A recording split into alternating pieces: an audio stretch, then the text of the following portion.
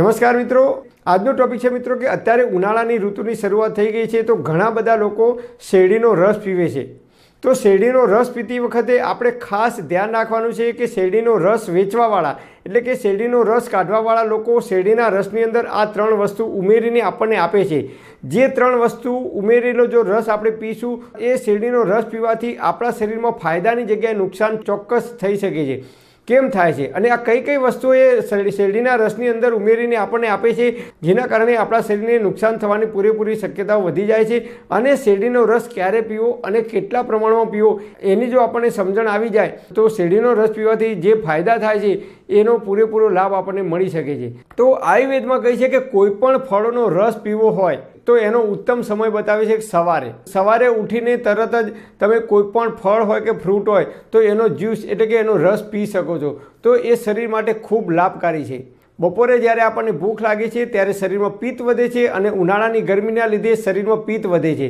તો બપોરે જમવાના 1 કલાક પછી અથવા જમવાના 1 કલાક પહેલાં પણ તમે શેરડીનો રસ પી શકો છો અથવા મોડા સૂર્યાસ્ત થાય ત્યાં સુધી તમે શેરડીના રસનું સેવન કરી શકો છો। પણ આજકાલ તમે જુઓ ફેશન ચાલે છે, લોકો રાત્રે જમીને ચાલવા નીકળે છે 9 વાગે 10 વાગે કે 10:30 કે 11 વાગે અને ચાલવા જાય છે ત્યારે લોકો 1 કે 2 ગ્લાસ ભરી અને એકદમ ઠંડો શેરડીનો રસ પીવે છે।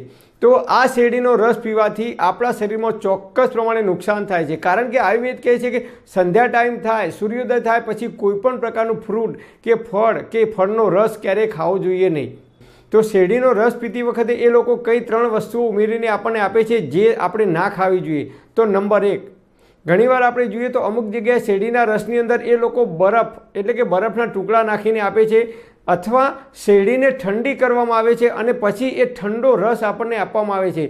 તો શેરડીનો બરફથી ઠંડો કરેલો કે ફ્રીજમાં મૂકીને ઠંડો કરીને આપેલો રસ જિંદગીમાં ક્યારેય પીવાય નહીં, કારણ કે એ આપણી જઠરાગ્નિને મંદ કરે છે અને જો આપણી અગ્નિ મંદ પડે છે, જેનો અગ્નિ મંદ થાય છે એને કબજિયાત થાય છે અને કબજિયાત એ બધા રોગોનું મૂળ છે।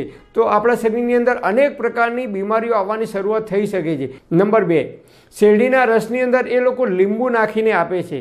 શેરડીનો રસ કાઢતા હોય ત્યારે આપણે જોઈએ તો એની અંદર લીંબુ નાખે છે। લીંબુ એ સાઇટ્રિક એસિડ છે, એ એસિડિક પદાર્થ છે। શેરડીના રસની અંદર ક્યારેય લીંબુ નાખીને પીવું જોઈએ નહીં।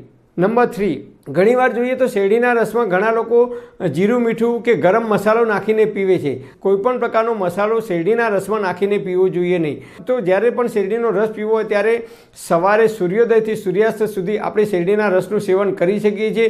તો શેરડીના રસની અંદર ભરપૂર પ્રમાણમાં કેલ્શિયમ મળી રહે છે, આપણા શરીરને સ્ફૂર્તિ આપે છે, તાકાત આપે છે, એનર્જી આપે છે અને આપણી તરસ પણ છીપાવે છે।